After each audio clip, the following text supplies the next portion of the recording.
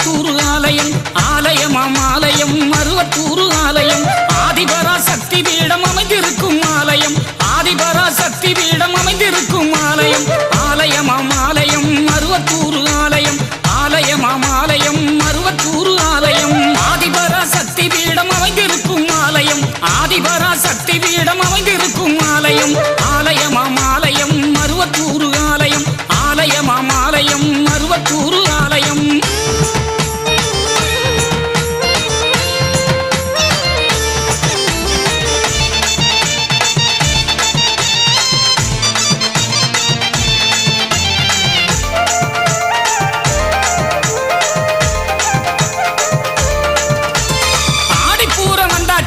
ஆனந்தமே வந்தாச்சு ஆதிபரா சக்திக்கு தான் கஞ்சி காய்ச்சி ஊத்தியாச்சு